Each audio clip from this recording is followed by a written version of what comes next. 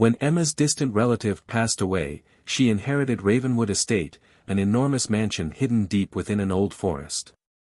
Emma and her husband, Tom, decided to move in, hoping to restore it and start a new chapter in their lives. From the moment they arrived, the estate exuded an unsettling aura, with its towering structure and darkened windows. On their first night, they found an old letter addressed to Emma in the study. The letter, written by her relative, warned of a malevolent spirit that haunted Ravenwood.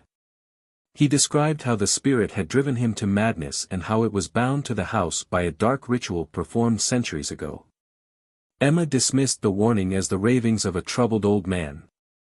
That night, Emma and Tom were awoken by strange noises, whispers, footsteps, and the sound of something dragging across the floor.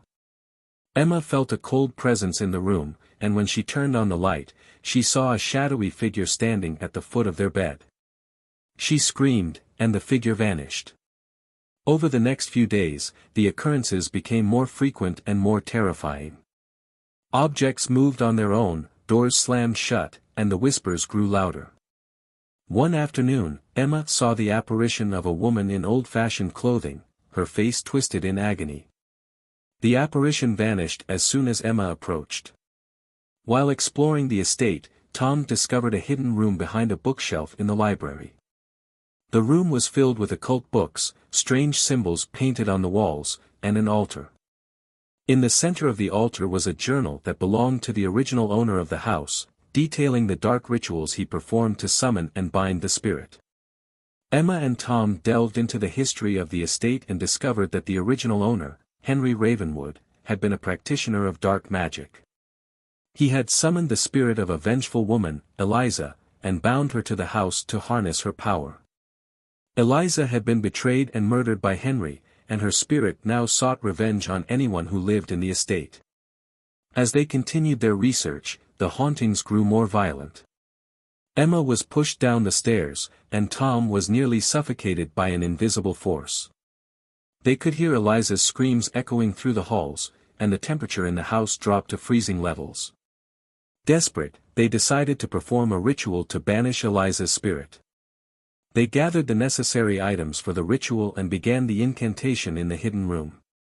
As they chanted, the room grew darker, and Eliza's apparition appeared, her face contorted with rage. The candles flickered wildly, and a howling wind swept through the room. Eliza attacked, and they struggled to complete the ritual. In the midst of the chaos, Emma remembered a passage in the journal about a personal item of Eliza's that was needed to banish her spirit. They frantically searched the room and found a locket hidden in a drawer. Holding the locket, they recited the final incantation. Eliza screamed and lunged at them, but as the incantation ended, a blinding light filled the room, and Eliza's spirit was drawn into the locket. The house fell silent, and the oppressive atmosphere lifted. Exhausted but relieved, Emma and Tom decided to leave Ravenwood Estate for good. They buried the locket in the forest, hoping to put Eliza's spirit to rest. As they drove away, Emma glanced back at the manor, now shrouded in an eerie calm. Months later, a new family moved into Ravenwood Estate, unaware of its dark history. On their first night, the young daughter, Lily, found an old locket buried in the forest and brought it inside. As the family settled in, strange occurrences began to happen once more, and the whispers returned. Lily began having strange visions of a woman in old-fashioned clothing, crying for help.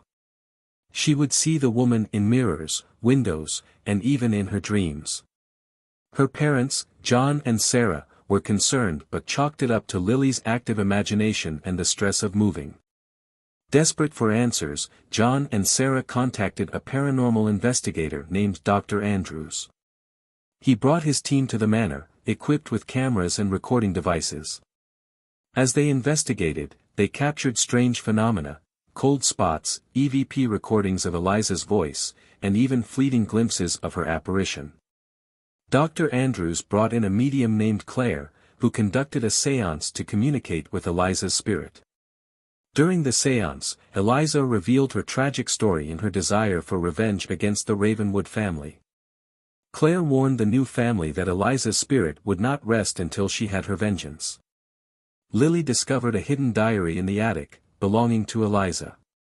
The diary detailed her life, her love for Henry Ravenwood, and his betrayal that led to her death.